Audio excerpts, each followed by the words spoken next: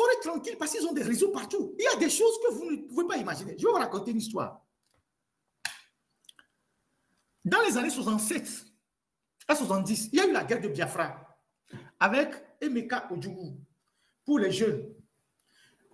Parce que dans cette lutte-là, il y a beaucoup de jeunes qui manquent d'informations et qui pensent que, bon, c'est l'histoire qui guide le présent.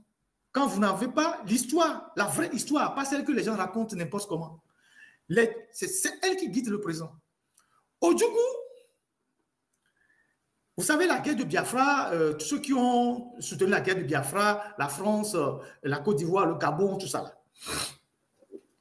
Et donc, Ojukwu, qui était le chef de cette révolte-là, qui voulait une sécession du Nigeria oriental, majoritairement composé des Igbo, était face à une répression terrible. Mais il cherchait des soutiens à gauche, à droite, les armes partout. Alors, Ojukwu, dans les années 70, avant 70, 69, je pense, a fait passer un avion au Togo, bourré d'armes, beaucoup d'armes et beaucoup d'argent en dollars, des millions de dollars.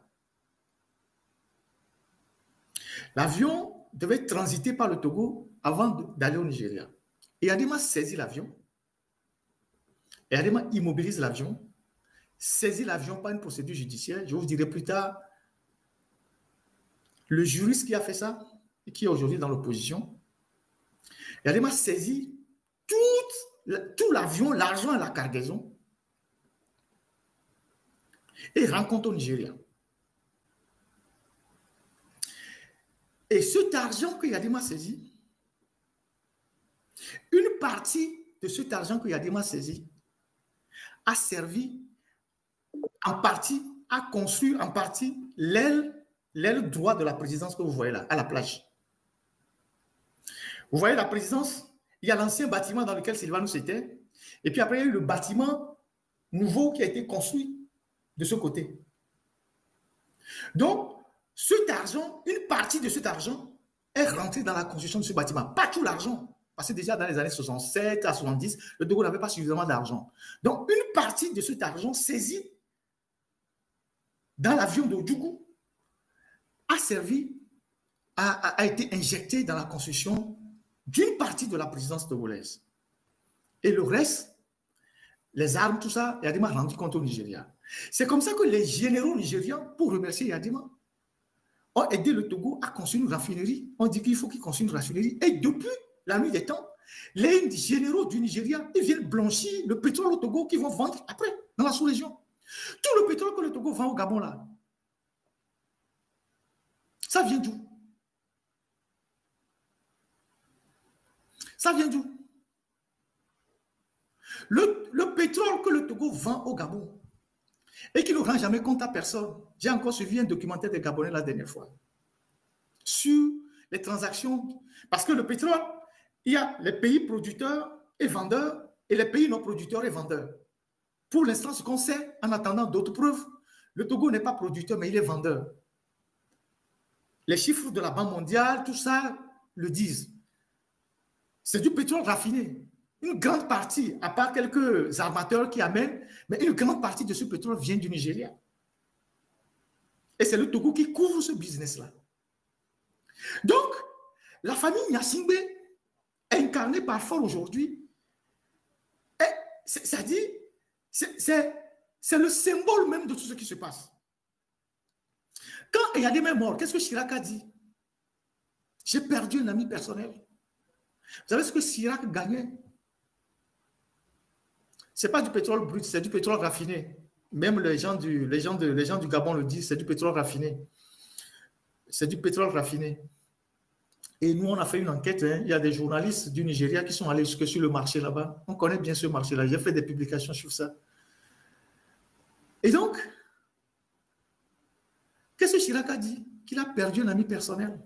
Vous savez ce que Yadema a fait à Chirac dans toute sa carrière politique? Faure en est un acteur majeur. Donc, cette famille soit déraciné, ce serait un grand pas pour le peuple togolais. Après, on verra le reste. Donc, s'il y a des gens qui se lèvent aujourd'hui, qui disent qu'ils ne sont pas d'accord, c'est comme quand quelqu'un quitte Satan pour aller vers Dieu, les anges se réjouissent. On ne demande pas de porter ces personnes en triomphe. Au moins, on apprécie l'effort que ces personnes font pour apporter aussi leur contribution à la lutte. Parce que de ces fissures-là, ces fissures vont affaiblir le système. Ces fissures vont affaiblir le système. Puisqu'on n'a aucun moyen, vous avez la moindre idée du nombre de Togolais qui tournent autour du Togo, qui ont des idées contre ce régime, qui n'arrivent jamais à trouver le soutien. Vous pensez que vous êtes les seuls à lutter contre le régime Faure Gnassingbé?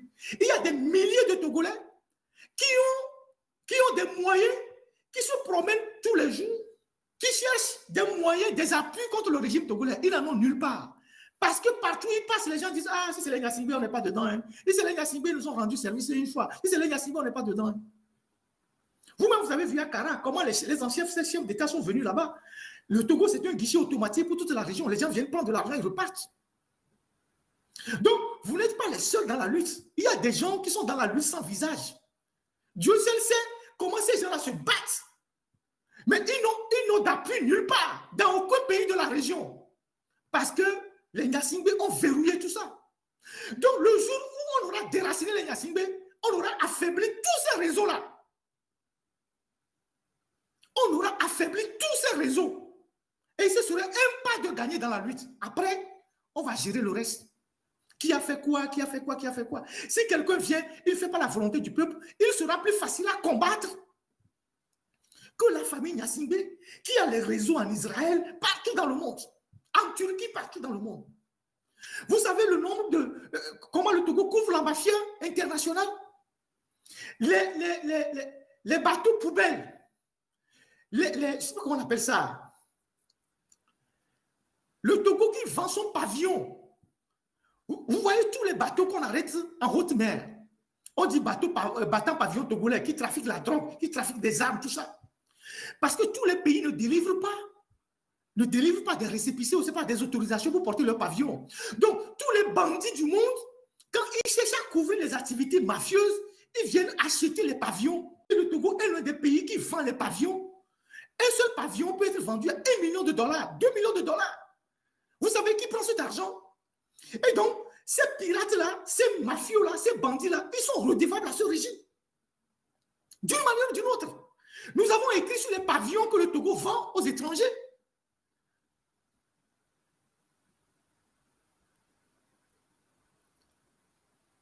Donc, la chute même, je ne dirais pas du système, parce que le système, il est plus complexe. Mais la chute de la famille Gnassingbé sera un grand pas pour la démolition du système. La chute de Faure Gnassingbé, quel que soit celui qui le met à terre, c'est un grand pas. Moi, je m'en fous demain matin de celui qui fait tomber Faure Gnassingbé. Et c'est un sergent, un caporal, n'importe qui, n'importe quel qui donne.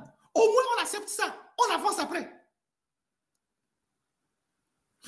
Notre problème au Togo, c'est que ce que nous sommes incapables de faire, quand quelqu'un essaye de le faire par jalousie, on le combat, on l'envie. On essaie de le détruire. Cette pauvre dame,